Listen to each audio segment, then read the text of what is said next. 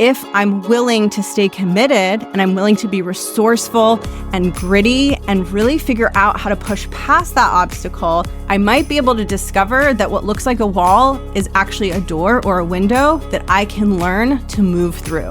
Mindset is truly at the center of your ability to have a strong, powerful, effective presence in meeting rooms. Every time I face discomfort and I make it through on the other side, my self-confidence grows and I feel so much more unstoppable and badass. Welcome to The Art of Speaking Up, a podcast that helps professional women access the limitless potential that lies within them. I'm your host, Jessica Guzik, and my mission is to help you find that spark inside you that has the power to transform your career in ways you may not have thought possible. I'm so excited that you're here. And now, on to the show.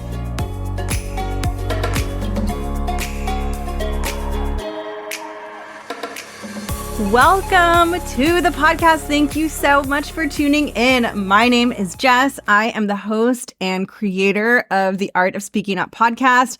I am a coach for professional women who are interested in building upwardly mobile careers and rising up into leadership. I am here to help you build confidence, help you develop an unstoppable communication style, and really give you as many tools as I possibly can and as much encouragement, motivation, and inspiration as I possibly can to support your professional growth. And I'm very excited about the topic of today's episode because it's under the umbrella topic of one of my favorite things, which is mindset. This has just been so huge in my own career, my own evolution, and in my coaching work as well.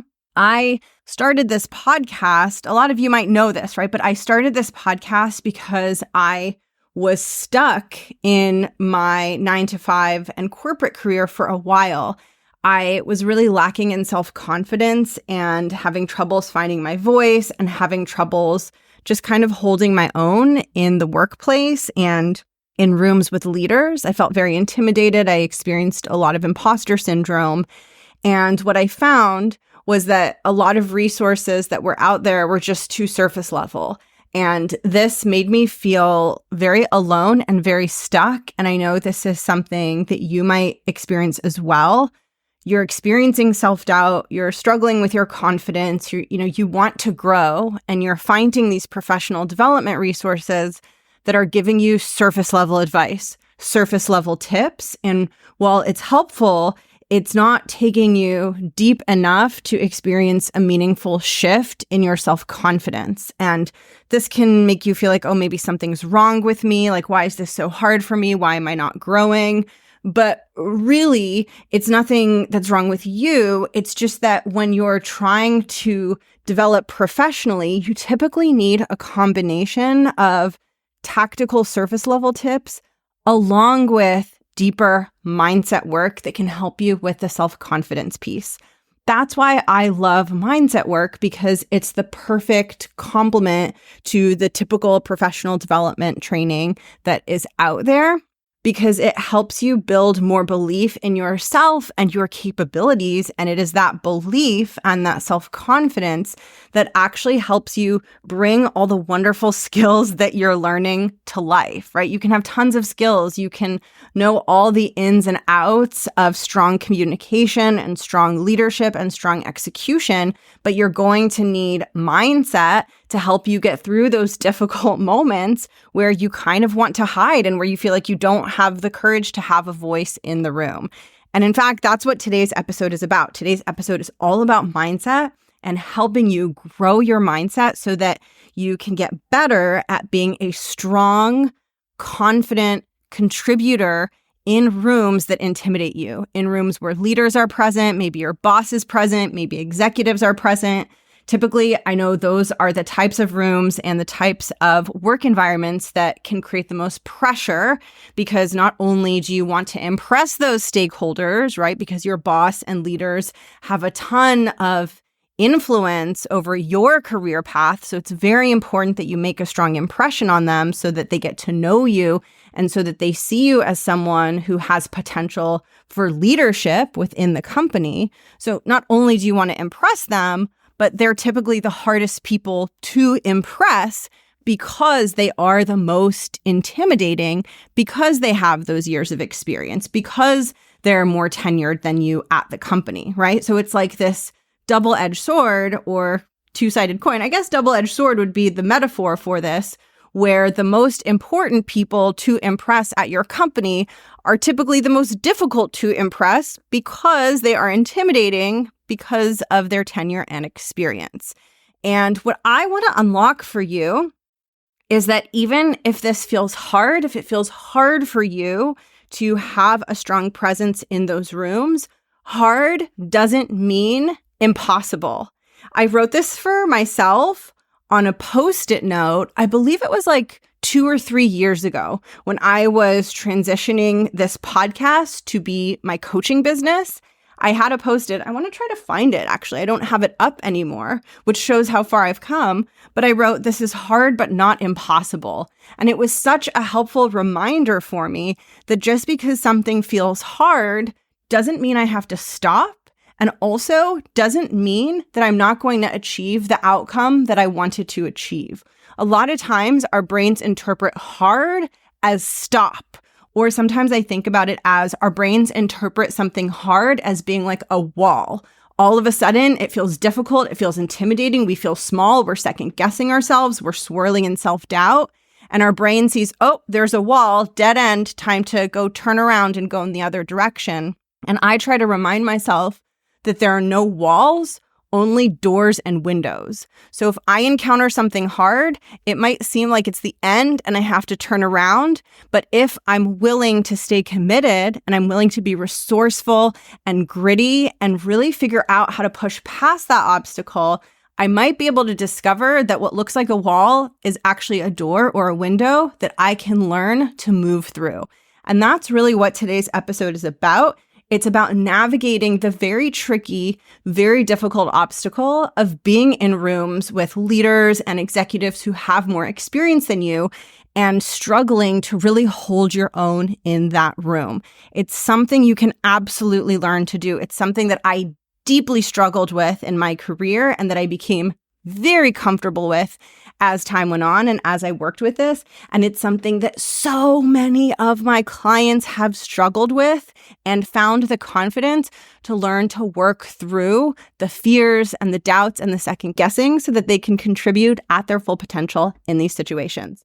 Before I go deeper into this, I want to share a super important announcement, which is that next month, November 1st through November 7th, I'm going to be opening early enrollment for my group program, The Art of Speaking Up Academy.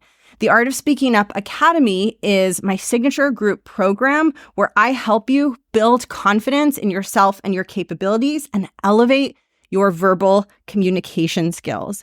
It is designed to help you develop the confidence that you need to participate powerfully and effectively in those higher stakes work conversations and meetings. And it is designed to teach you the communication skills you need to sound very effective, authoritative, and powerful when you do participate. Because the more you use your voice, the more important it is that your communication skills are concise and sharp. In the Art of Speaking Up Academy, I help you build the courage to use your voice more and build the communication skills you need to ensure that when you do use your voice, you are super impressive and making a powerful impression on your stakeholders and audience. This upcoming round of the Art of Speaking Up Academy will only initially be offered to those on the waitlist, and there is a very good chance that all of the spots in the cohort will be taken just by those on the waitlist. So I want you to make sure that you are on the waitlist if you are interested in getting a spot. Last round, when I opened enrollment just to the waitlist, all 10 spots in the academy were taken within 2 days. So that means no one who was outside of the waitlist had the opportunity to get a spot in that cohort. And so I want to set expectations that there's a very good chance that the waitlist will be the only way to get a spot in the upcoming cohort. To add yourself to the waitlist, head over to jessgussettcoaching.com/academy. add yourself to the wait list, and that ensures you're going to be first to find out about early enrollment for the Art of Speaking Up Academy. If you're thinking that you want to do the program, you're not 100% sure if it's right for you, please feel free to send me an email, jessica@theartofspeakingup.com, and I can help you figure that out.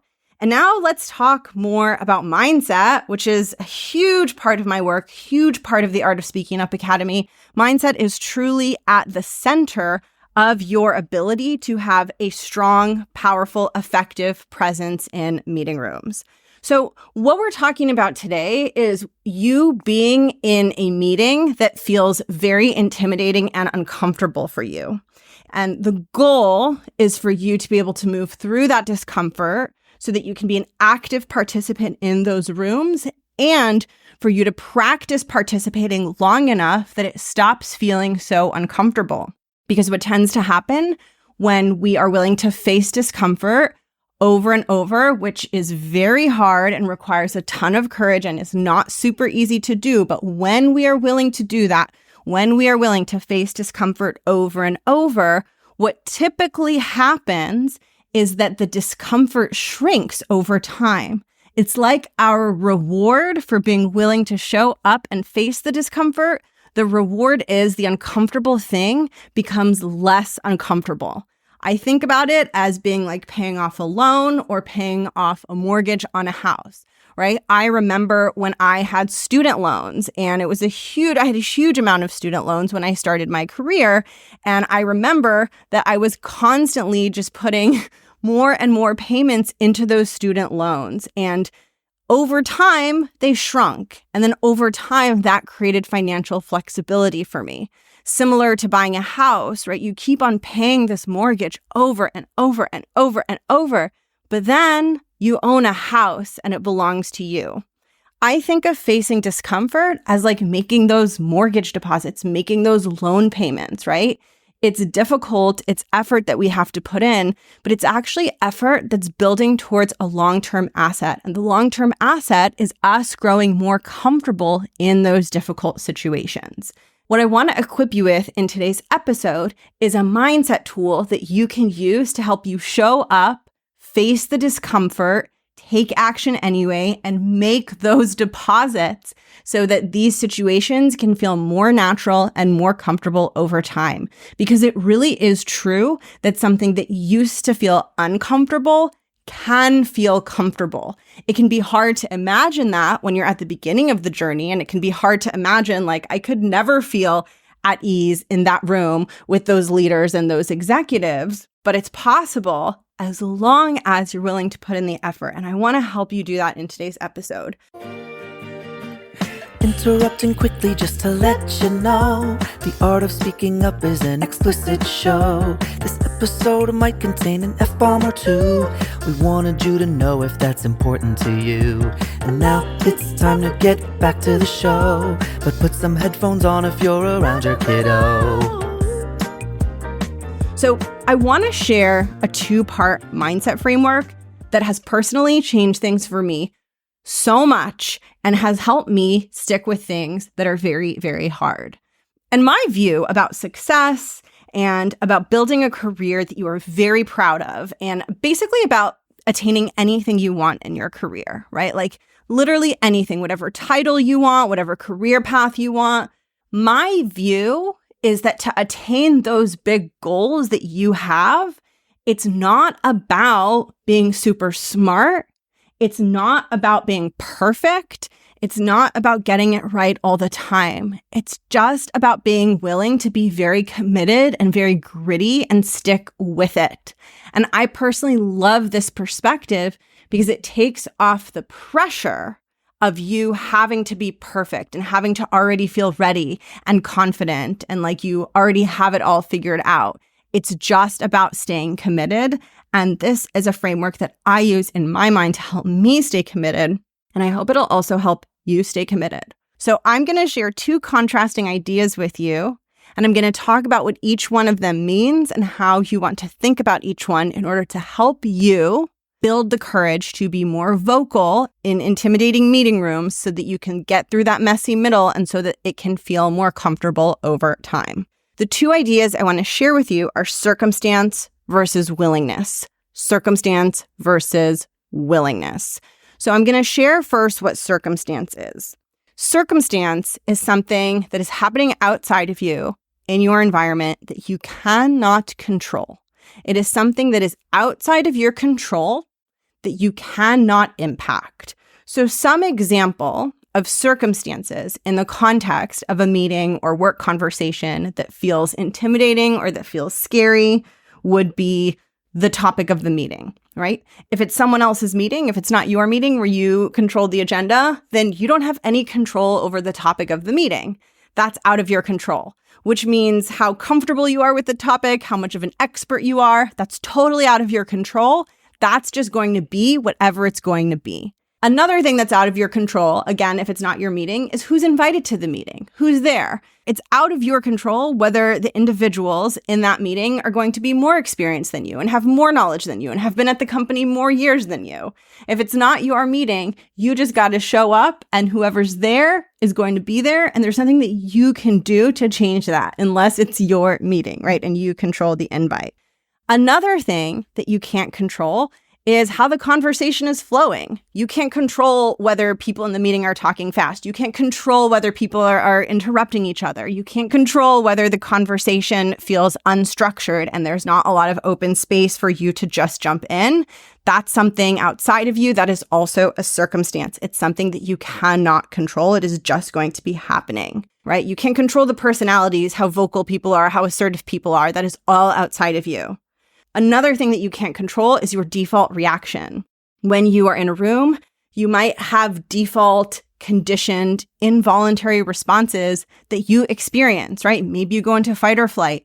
Maybe you start to experience a really strong emotion of fear or overwhelm. That's also something that you can't control. I think of all of these things as circumstances, right? We cannot control the topic of the meeting. We cannot control who's in the room. We cannot control how the conversation goes. We cannot control our default reaction. These things are circumstances that are outside of us that are typically going to make this situation difficult. Now, I want to contrast circumstances with what I call willingness, because what I'm explaining to you in today's episode is circumstances versus willingness. Willingness is everything that you can control. Everything that is movable. I think of circumstances as immovable. You cannot move them. You cannot change them. They just are what they are. And there's no point in trying to move them because they cannot be moved. Whereas I think of willingness as everything that you can move, everything that you can impact or influence.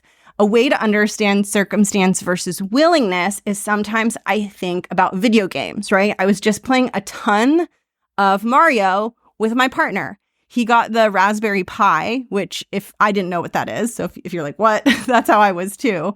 That the Raspberry Pi is this console that you buy and it has all of the games ever created for all of the old video gaming systems. So like the original Nintendo, Super Nintendo, Sega Genesis, like all of the old school video gaming systems and all of the games ever are all coded onto this one little device. So we've been playing a lot of Mario.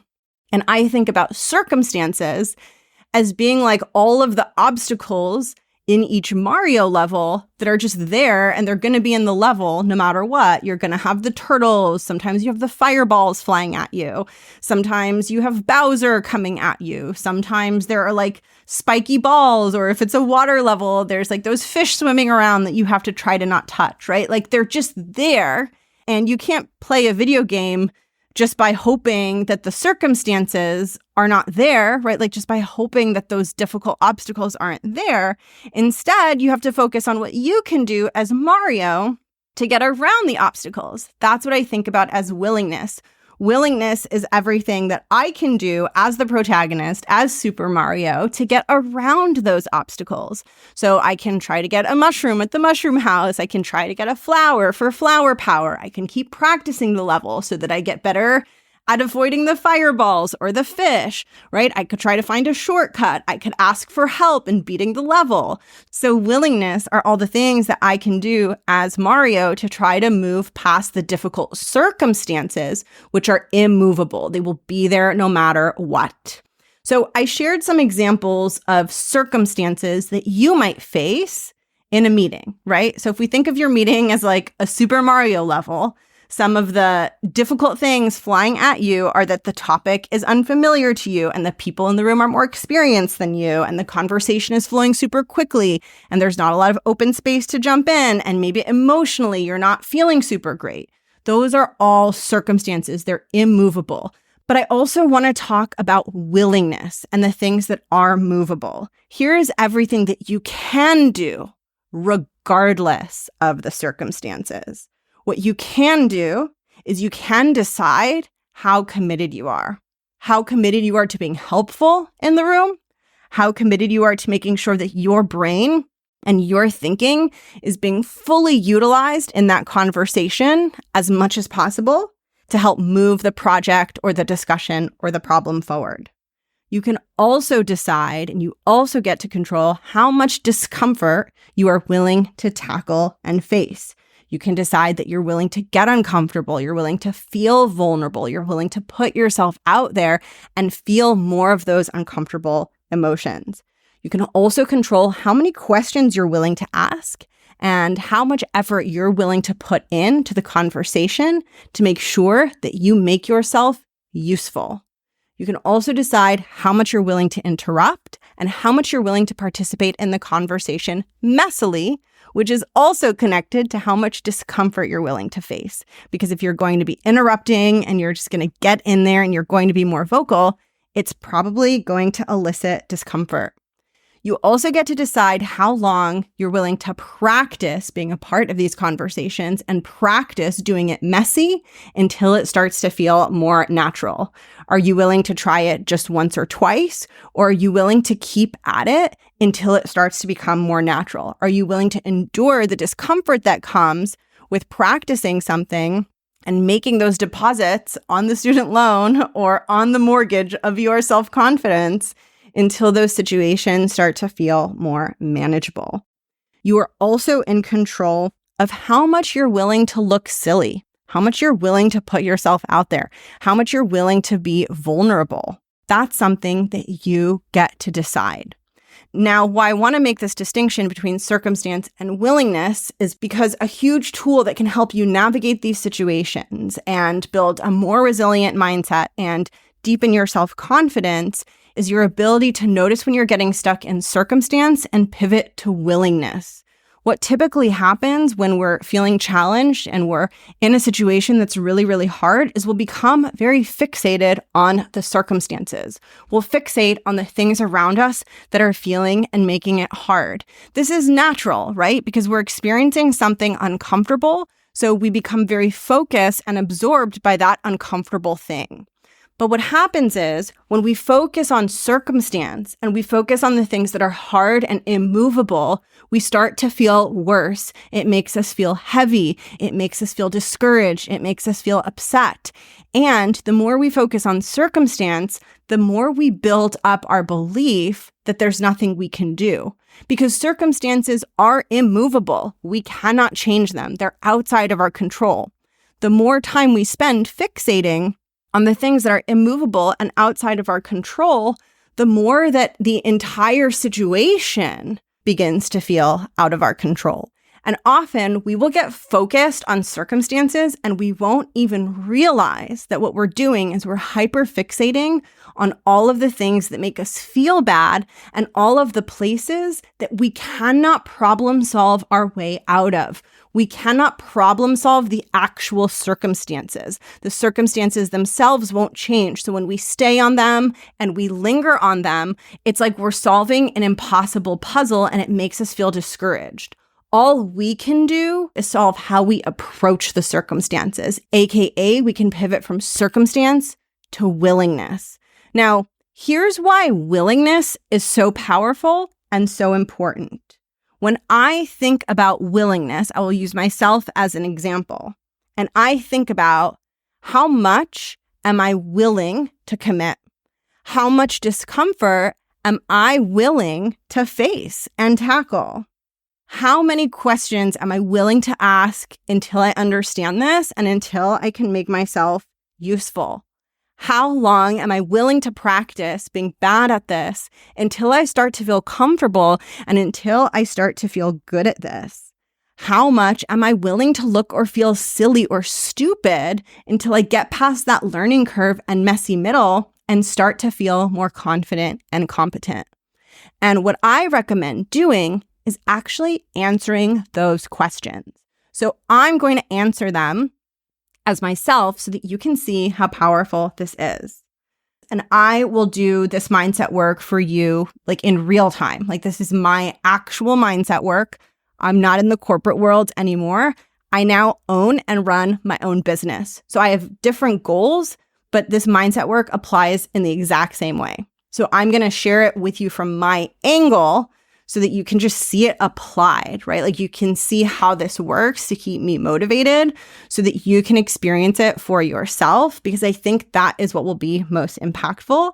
So I'm now applying this to my personal career situation, right? So how committed am I to being helpful and making an impact? That is my number one goal. The thing that I'm here to do, the reason I'm sitting here, the reason I do the work that I do is to help and have an impact. So if I'm not doing that, I don't want to be showing up and doing this at all. So my commitment level there is 100%. That's what I'm here for. That never changes. That never wavers. How much discomfort am I willing to navigate and face? As much as is necessary for me to create the outcomes that are important to me that I desire. Do I like discomfort? No. Is it pleasurable? No. Is it pleasant? No. Is my brain going to want to avoid it on default? Yes. Am I willing to intentionally move towards it and feel uncomfortable despite all of those things? 100%. I'm willing to do it because every time I do it, it moves me forward, closer to my goals. I make big strides. But not only that, every time I face discomfort and I make it through on the other side, my self-confidence grows, I deepen my respect for myself, and I feel so much more unstoppable and badass. So do I like discomfort? No. Am I willing to feel discomfort because I see how valuable and important it is for my growth and for me to become who I want to be? Fuck yes. Okay, have to remember to put in the explicit warning on this one. How many questions am I willing to ask to get the information that I need to be useful? As many as I need to. I'm willing to keep going until I figure it out. I'm willing to ask those questions and look stupid publicly in front of other people. I'm not going to let a question or an unknown be the thing that stops me from something that's important to me and something that I want to achieve. How long am I willing to be in the messy middle? How long am I willing to do this? How long am I willing to look stupid or be uncomfortable until I get good at it, until it feels more comfortable? As long as it takes. Do I want to be uncomfortable for prolonged periods of time? Hell no. Do I enjoy that? No. But am I going to stop after a prescribed period of time just because it's been uncomfortable? Absolutely not. As long as I'm seeing progress and that discomfort is moving me towards where I want to go and the trend line is going in the right direction, I'm going to keep riding that wave because I know that I'm making progress. And the last one, am I willing to look and feel stupid until it clicks into place? Am I willing to be vulnerable? Am I willing to embarrass myself? Yes, I'm willing to. I can survive those emotions. I will be okay. And yes, those things can be difficult, but in the end of the day, those difficult emotions are absolutely, for me, a price worth paying to build the career that I want to build, to become the person I want to be. I don't want to not reach my full potential and not become the person of me who I want to be because I was unwilling to feel embarrassed, or I was unwilling to be vulnerable, or I was unwilling to look stupid. Those are just sacrifices that I'm not willing to make. And plus, every time I look stupid and I come out the other end, I have such a deeper respect for myself and my confidence is so much more solid because it's not this shaky surface level confidence that I've built trying to just look amazing and smart all the time. I can handle whatever. I can handle embarrassing myself. I can handle a failure. I can handle discomfort. I can handle all of the things. Now, for me, When I think about my willingness and I look at that list and I reflect on, I'm willing to do this for as long as it takes. I'm willing to look stupid. I'm willing to ask questions until I can figure it out. When I think of those things, I start to feel on fire because I start to reconnect with the part of me that remembers that I get to decide, that I'm the one making decisions about my own growth and about how much risk and discomfort I'm willing to put into the process. And that makes me feel motivated to show up, to try harder, to make more effort. And what I want to point out in this episode, and what's so important for you to take away, is that when we focus on the immovable circumstances, all of the hard things, right, that we cannot control, it makes us feel stuck and heavy. But when we focus on willingness and when we focus on what we're willing to do, what we're willing to put in, what uncomfortable emotions we're willing to feel, what kind of commitment we're willing to stand by, all of a sudden, we start feeling like we can move things forward. Does that mean it's going to be easy? No. Does that mean all of the problems are going to magically go away? No. Does that mean the difficult circumstances are going to disappear? No. But what it does mean is that we're now in a position where those circumstances are not a dead end. They're not a wall. They're a door. And what we're connecting with within ourselves is I'm willing to be a bit more uncomfortable and push myself a bit harder so that I can open this door and stop treating it as a wall. And so next time you go into a difficult meeting or a difficult conversation, I want you to try to focus less on the circumstances and more on the willingness. What are you willing to do in those meetings with those intimidating stakeholders, regardless of what circumstances are presented to you? And you want to decide that and you want to be clear on that in advance so that when you face those circumstances, you have a clear roadmap for how you want to show up and you use every single difficult interaction to practice showing up as that version of you. And listen, it's messy, right? You're not going to get it perfect in the beginning. You're going to have times where you go in fully willing to look stupid, fully willing to be uncomfortable, and the circumstances will sometimes still overwhelm you. And you're going to build your muscle of becoming stronger than the circumstances and not letting the circumstances overwhelm you. And then what's going to happen is those immovable circumstances are going to stop feeling so big and so difficult. Just like when you play the same Mario level over and over and over, the obstacles don't seem nearly as hard as when you first started doing that level. They're exactly the same, but you've practiced moving through them. You've gotten better at it. It's the same exact situation in your professional life. If you put in the work to focus on willingness and to practice being willing to be uncomfortable and to practice showing up as that version of you, rather than completely fixating on all the difficult circumstances that are out of your control, you're going to get better at having a voice in those meeting rooms, and those circumstances are no longer going to feel so big and so overwhelming to tackle. That was my experience. I remember hating, like in the beginning of my career, I hated team check-ins, just check-ins with my team and our team lead, where we would have to go around and say what we were working on that day or say what we accomplished the day before. It was like a room full of peers, right? 90% of the people in the room were literally my peers. And there was one person, maybe one level above me. And I literally hated that. And I got to a point later in my career where all of a sudden I was in a company and the company got restructured. And because everyone on my team had been moved somewhere else, they were like, oh, Jess, like, I guess you're going to be the person sharing our strategy with the CFO. And I remember being like, oh my God, I'm so excited. I get to talk to the CFO. Like, I get to be in a room with such a senior executive. And I think back to like, wow, that circumstance used to be completely overwhelming. That circumstance used to be one that I felt like I absolutely couldn't handle, but I got to a point where I could. So I hope this serves as a reminder to you that regardless of what the circumstances are, you get to choose your willingness. Decide how much you're willing to commit to being helpful in those rooms. Decide how much you're willing to commit to feeling discomfort. Decide how long you're willing to commit to your process. Like, make these decisions ahead of time so that the circumstances no longer feel like this thing that's just getting in the way and stopping you, but they just feel like an obstacle that you are in process of moving through. They go from feeling like these permanent blockers to these temporary walls that you are eventually going to transform into windows and doors.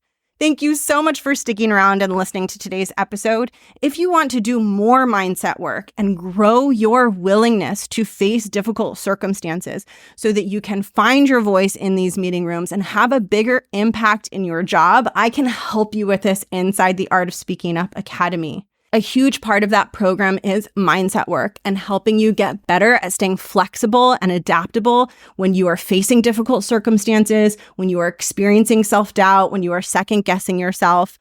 All of those things are normal and natural, and your ability to make powerful choices and to take stronger actions despite those things can get better as you grow your mindset and your resilience, which I will help you with in the Art of Speaking Up Academy, so that you can use your voice more often. You'll get to do the mindset work, and you're going to learn the communication skills you need to sound crisp and credible when you speak. Communication is truly one of the most powerful levers for advancing your career, because communication is how the influential people at your organization experience you. They don't get to watch you doing your work. They just see you communicating the end results of it to them. And so I want to make sure that your communication when you are in those rooms is strong and powerful and highly effective in pushing your career forward. The upcoming round of the Art of Speaking Up Academy will likely be opened only to those on the waitlist. So please make sure you are on the waitlist by going to jessguzikcoaching.com/academy and adding yourself. I will drop the link in the show notes. Thank you so much for being here, and I'll catch you in next week's episode. Bye.